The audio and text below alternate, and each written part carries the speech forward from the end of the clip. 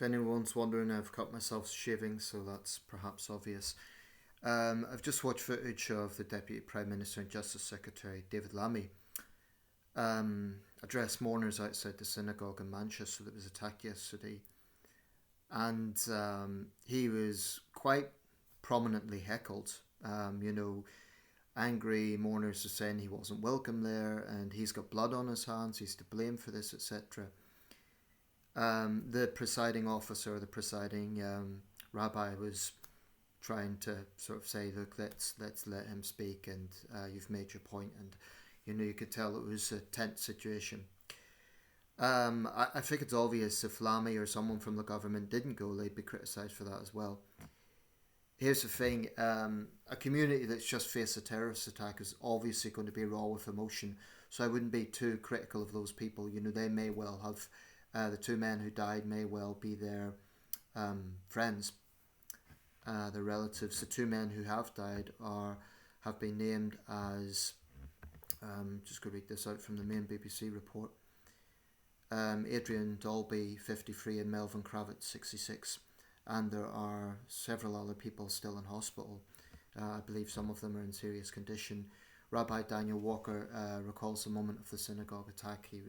So there's a whole piece here on the latest. The attacker sounds like a right piece of work. Apparently he was on bail after a rape arrest. He sounds like a real, frankly, piece of shit. So that says a lot about him. But that is the point, really. He is foremost to blame. Very often when acts of violence occur, there's this rush to blame. But people lose sight of the fact that those responsible for violence are foremost the individuals committing the violence. And whilst others can instigate it and deserve criticism for that, I think it is ridiculous to suggest that the government is somehow responsible for this. Now, there may be a broader issue regarding security, and this has also come about in other terrorist incidents regarding, for instance, failures of the security services. Why was this guy not better monitored, etc.? There'll be issues around that. But to blame David Lammy or the government for this attack in Manchester, I think is ridiculous. And like I say, those people are raw with emotion. It's not for me to tell them how they should feel. But I personally think it's wrong. I think it's misplaced, because I don't think it's incompatible to say that,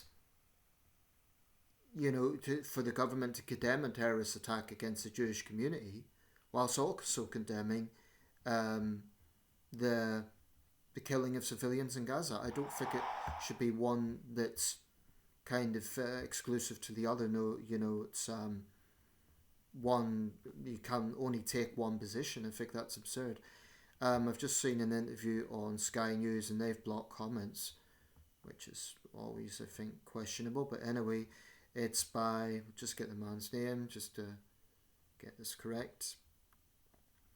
Mark Adlestone, he's the chair of the Jewish Representative Council of Greater Manchester and Region, and he's saying the heckling was justified. Well, I respectfully disagree with him. I don't think it is. I think it's appropriating blame to the wrong person rather than the terrorists who actually done it. He also made a point which I think needs to be addressed and frankly challenged. He said that, most British Jews are British citizens, they're not Israeli citizens. And they get tired of constantly being asked about Israel and about what's going on in the Levant, the war in that part of the world. And I would understand that frustration if it wasn't for the fact that, frankly, there are British Jews who staunchly and vocally defend Israel. Now, to me, you can't really complain about being criticised if you're defending a government that has been responsible for thousands of civilian deaths. So I'm sorry, you can't have it about saying, don't blame us as British Jews for what Israel's doing. Of course that's true. But I think it's absurd to say if you're going to have an opinion on that, if you're going to defend Israel, then you think that you can't be criticised for that. That's ridiculous. Criticising people for supporting Israel is not the same as justifying anti-Semitism. And I said when this attack occurred, there'll be people who are exploiting this to try and silence criticism of Israel. I've seen people already say that all pro-Palestinian demonstrators are raging anti-Semites. I've no doubt some are. I've no doubt there are people out there who are Hamas cheerleaders. I mean, I have no time, for instance, for the likes of Kneecap, who, as far as I'm concerned, are vulgar little terrorist cosplayers. I've no time for them at all. They clearly were cheering for Hezbollah. They got off the latest legal thing on a technicality. I have no time for them, or Bobby Villain, or anyone like that, who are blatantly cheering for terrorists. But this idea that everyone who criticises Israel is an anti-Semite or somehow is okay with anti-Semitism, it's absolute gaslighting. It's wrong. And it also ignores the fact that many Jewish people are critical of Israel. So, I think that the Sky News correspondent was being sensitive because this is a community that's just suffered an extreme act of violence. But I don't agree with Mark Adlestone's position. He's saying that it's wrong to ask British Jews about Israel. Well, okay, but if you're going to support Israel, and many do vocally, then is it not valid that people disagree with that? That's not the same as being viscerally anti-Semitic. It's saying I think you're wrong to support what the Israeli government's doing. And I think, I've said this before, I think it is absolutely compatible for the government to criticise Israel, to condemn the killing of civilians in Gaza, and also condemn this terrorist attack in Manchester. It's really not rocket science as to, oh well, if you condemn one, you're somehow okay with the other. That's ridiculous. In both cases, you have civilians being killed. Although in Gaza, it's on a much, much, much bigger scale. Let's be honest about that. It is. So there will be people out there, mark my words, who are using this and will exploit this to try and push for censorship of criticising Israel, and that is despicable. Because any decent human being should be disgusted at what Israel's doing. Netanyahu, a war criminal, has jumped on this and tried to blame the government for it. Recognising the state of Palestine, like I said, it's not what Hamas wants. It's not what Hamas wants. Hamas does not want a two-state solution. And there may be some valid criticism around the way it was done, i.e. about putting conditions on Hamas, but the government has also been clear that Hamas should not be any part of Palestinian government. But there is a fundamental anti-Palestinian racism out there, which is to say that Palestinian people, millions of them, are all tarred with the same brush as these rampaging anti-Semitic jihadist terrorists, Hamas, and so on. So a dead Palestinian child is the same as a Hamas terrorist. That's the thinking. And that is the only thing that can explain, perhaps, why there are people out there who really don't give a damn about dead Palestinian civilians.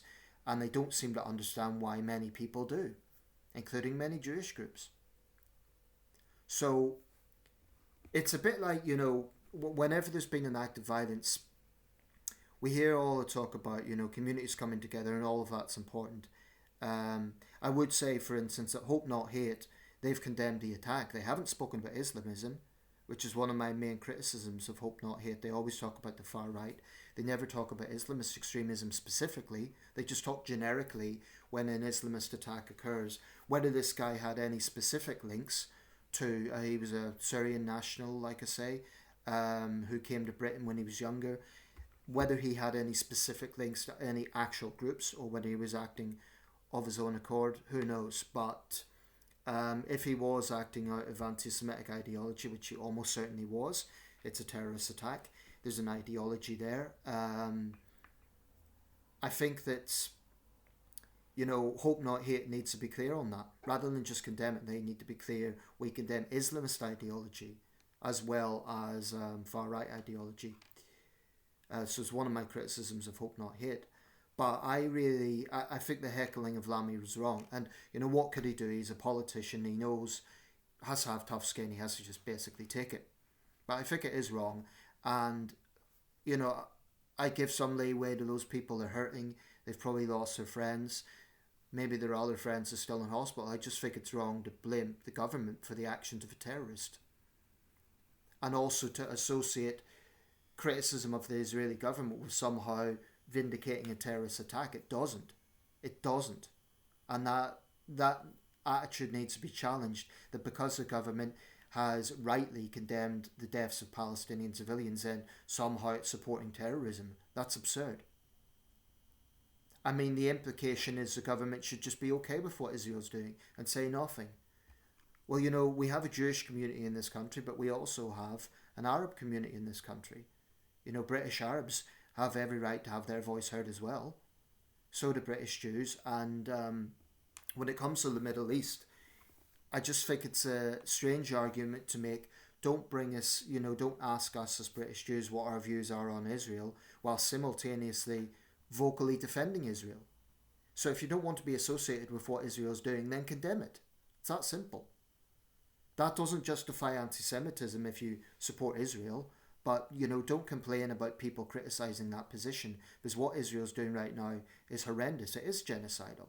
So I have a problem with this mindset of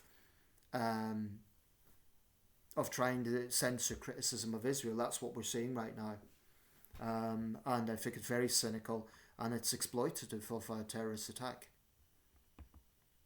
I hope the government isn't dissuaded. I hope they don't suddenly change their stance on Israel and, retract from supporting Palestine, because it would look once again like the government is flip-flopping. I think that would be the wrong move.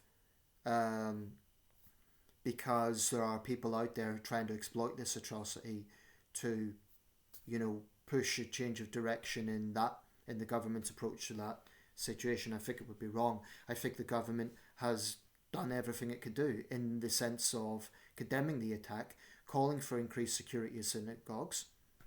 That's the right approach. The Jewish community will be feeling vulnerable, and it's right to try and send out reassurances to them.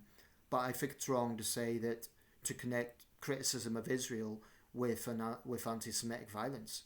I think that's wrong, because the vast majority of people who criticise Israel are not raging, violent anti-Semites. That's gaslighting of the worst form. I'm very critical of Israel. I'm also very critical of anti-Semitism. So the gaslighting of this is, it needs to be called out, frankly.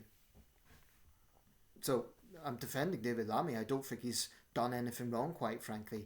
He is right to be vocal about Israel at the UN, and he's right to condemn the terrorist attack in Manchester. There will be questions around the general security issue as to how this guy was able to do what he done, and that's the same questions we got in the Nottingham attack and the Reading attack. That's part of a wider issue, because those other attacks weren't aimed at the Jewish community, so anyone could be a victim of terrorism in this country. And let's not forget also the Muslim community was targeted when the Finsbury Park Mosque was attacked. In that case, there was no deaths, but it was targeted. Also, Pavlo Lepshin, the far-right neo-Nazi, who attacked an elderly Muslim man in Birmingham, he's just passed away. So extremists, anyone could potentially be a target. I don't think it's accurate to say only one community is being targeted. There is also an increase in anti-Muslim hate crimes. That doesn't mean that Islamophobia should be weaponized either.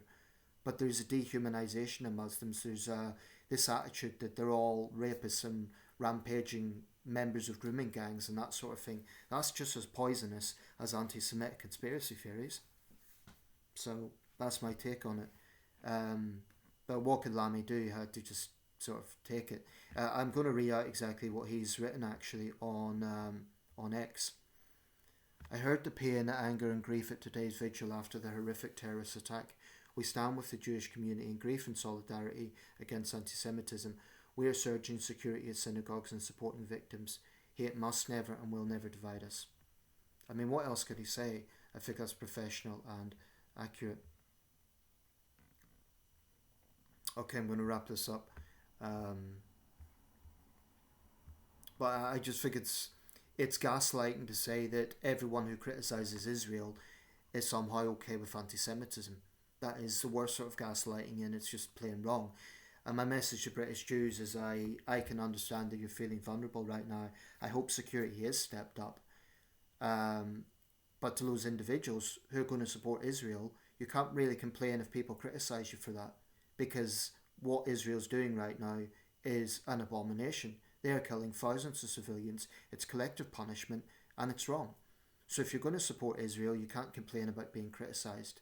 That's different from anti-Semitic criticism. But if you're going to support Israel, you're going to get criticised, and you can't complain about that.